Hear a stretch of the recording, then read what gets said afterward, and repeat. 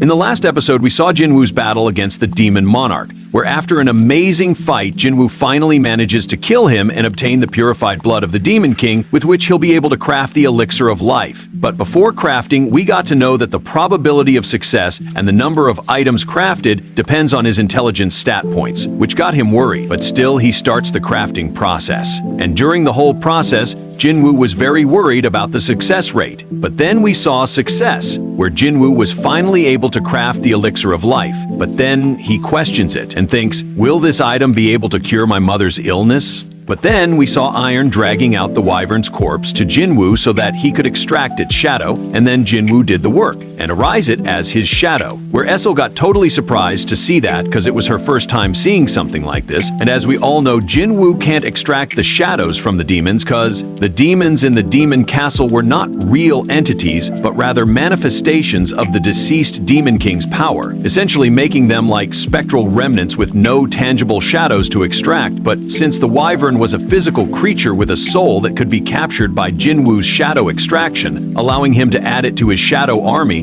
And then, as you all know, Jinwoo is pretty bad with remembering names, and here while giving a name to Kai Selen, he faces the same problem. And that's why he then named him as Kai Sel, where Essel says, if we ride that thing, we'll be able to get back to my clan in no time, and then we can have a party to celebrate the victory. But Jinwoo wants to try out the elixir of life, and wanted to leave as quickly as possible to cure his mother. While in the background we can see Essel yapping, but Jinwoo was not hearing that at all. And then he remembers that he didn't claim his rewards yet. And when he claims it, he gets many rewards, including stats, a new title, and new weapons by defeating Baran. He also completed the artifact set effect and increased his stats. And then he gets a top-tier runestone containing the Shadow Exchange skill, where then he quickly breaks the runestone and equips the skill, which allows him to swap places with a selected shadow soldier no matter where you are, which basically works as a teleportation. And then Jinwoo told Essel to go back without him because he has some urgent work to do. And while Essel was worried about the feast, but since the Radish clan is on the 80th floor, it will take a lot of time to get there, and Jinwoo can't wait anymore to cure his mother, and that's why, by giving a goodbye to Essel, he swaps himself with a shadow near his neighbor. After coming back to the mortal realm, Jinwoo saw that there was a cooldown of 3 hours before he could use the skill again. He then jumps up in the air and calls out Kaisel, and then flies straight towards the hospital to see his mom. Meanwhile, in the Hunter Association, Wu Jichul and Chairman Go were discussing the Jeju Island raid mission's plan, where they'll be sending out jamming signals to confuse them and break their communication with each other. And in that time, they should take the chance to kill the queen. But they were worried if this plan will work or not, and for which they also prepared a retreating plan as well. Then Chairman Go asked Jinchul that are we able to get in touch with Jinwoo yet, where he replies that we're working on it. Meanwhile, in a beer stall, Baek and Min Byung were having some drinks and having a last happy conversation before the raid mission. But then Min asks Baek that are you serious about going there, even after seeing Unsok's death, where he replies yes, and besides that if those ants run wild then the whole country will end up like that. Where then Min asks him, since when did you become so patriotic? Where Baek says, either way I'm going. And saying it like that makes it much more cooler. But Min said that I'm not going to join the raid mission, and if you're here to recruit me, then forget about it. But Baek said that I'm only here to say goodbye to you, because this might be my last meetup with you. Where then Min tells Baek that he's going to be a Korean history teacher, because it sounds fun, which totally shocks Baek and said that would be a way to live a normal life, and thinks that I've never met a hunter who actually hated fighting magic beasts, where then he again thinks, could that be a requirement for awakening? No wonder he's still shocked by Jinwoo's power. And then the scene switches, and we get to see the scene we were waiting for all this time, where Jinwoo finally reached the hospital and was sitting beside his mother, where then he remembers a flashback from his childhood, where Jinwoo accidentally burned his mom's neck with hot water, where he totally felt the guilt on himself. He then takes out the elixir of life and thinks that she might not be able to drink it, and even if she does, there's no telling what will happen. But still, the system has given him so much and did so many miracles, he put his faith in it one last time, and he then feeds it to his mother, but while doing it his hands were shaking, which was totally understand, since it means very important to him, and at this point I already started tearing up a little. And after that, Jinwoo lay her down on bed and wait for her to open her eyes. But then we saw that her neck scar vanished and her face got normal and there were no signs of weakness anymore. But still, she didn't wake up, where Jinwoo was requesting her mom to wake up because he was fighting and growing stronger, all for her only. And man, this scene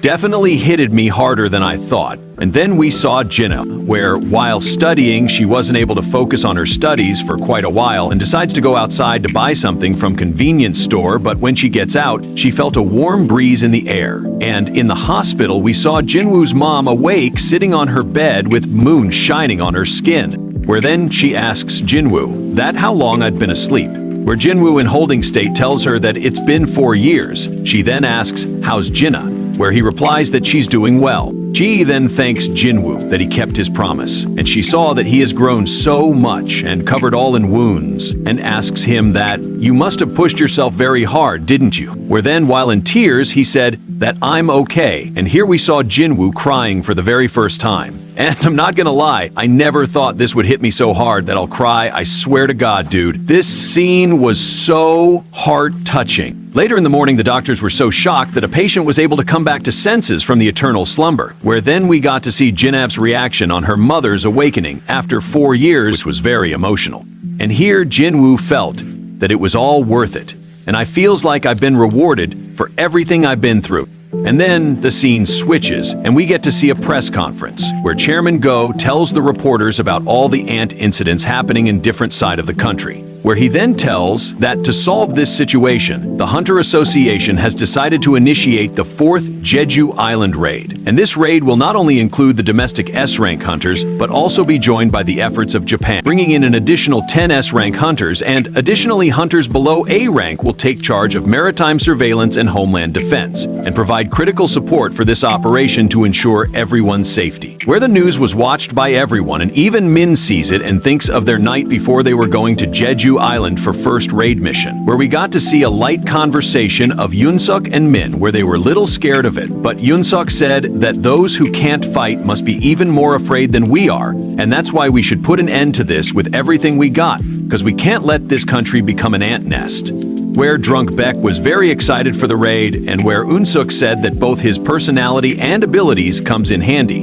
and that's why in the hard times, we both are the only one who can support him. Then the scene changes, and we get to see Jinwoo's home all messed up thanks to Jinna, where her mom suggests that since it's been 4 years, let's clean this place together, and it was bringing a lot of memories to them, where Jinwoo was very happy for this, because he's waiting for this moment for a long time, but for some reason his heart was still filled with uneasiness, and then thinks that ever since I started living as a hunter, did I cross a line? One that should never be crossed. Where then his mom asks him that, has your father ever contacted home, for which he didn't have an answer. Then she said that she saw the news that you became an hunter, and tells Jinwoo that before your father became a hunter, he was used to be a firefighter, and she decides to marry him because she admired his bravery and he was so fearless, and said you've definitely inherited his spirit, which made Jinwoo happy, where Jinna got all excited and told her mom that'll become a doctor to help people and get better too. But then Jinwoo receives a call from the Hunter Association, and then the scene switches, and we saw Chairman Go after the press conference, where then we get to see a glimpse of the United States S-rank national level hunter Thomas Andre, where Jin Chul expected him to help in the raid, but he visited South Korea for some personal reasons.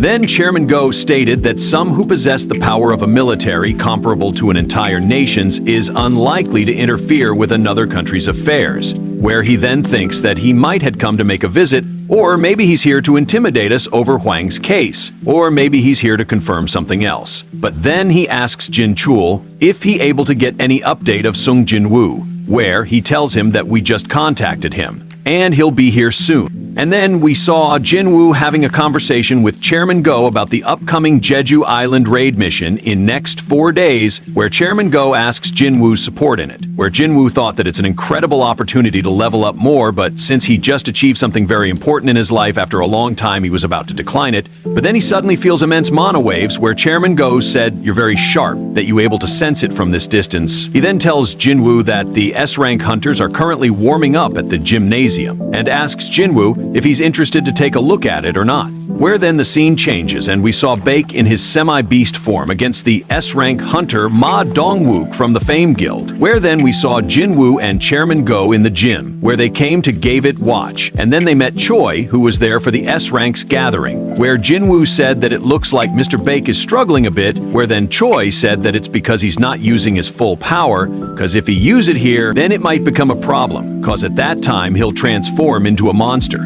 And then we get to see the arrival of 10 Japanese S-rank hunters, including their guild master, Goto Ryuji, where one of them quickly asks their translator about Jinwoo, where she tells them that he's Sung Jinwoo, who recently became an S-rank hunter, where Goto said that he must be quite an exceptional assassin, but she tells him that he's a mage-type hunter. And then we got to see Lim Tae-gyu and Cha Hae on the side, where they saw Jinwoo, and where Cha found the reason that why the atmosphere felt different. Where then the translator introduced South Korea's S-rank hunters as mediocre to the Japanese hunters, where she said that, since I'm working for too long with your clan and seen many fights and raids with y'all, perhaps that's the reason I'm no longer impressed by S-ranks. Where Goto finds it undeniable, where then we saw the Guildmaster of the Night Guild, who's an A-rank hunter but still holds the position of one of the 5 major guilds in South Korea, where he found it mocking and told her to not underestimate South Korea's power. Where then Cha Hae comes and stops the argument, but then Goto proposes an idea of battle between S-ranks, where all S-ranks presented here will hold a friendly sparring match, where Chairman Go accepts the idea, but said that we should exclude mage-type and non-combat hunters, since it will be hard to determine a clear winner, where Goto finds no problem in it. Then Baek gives a rule suggestion that if someone's wrist is grabbed, their back is touched, or they fall to the ground, they'll be declared as the loser. And also, this won't be a one-on-one match either, and everyone will fight at the same time. Cause after all, when the time comes, it'll likely turn into a chaotic brawl anyway. Where Goto accepts it and decides to do it that way. And then the episode ended with a nice cliffhanger by showing us the upcoming battle between South Korea and Japanese S-rank hunters.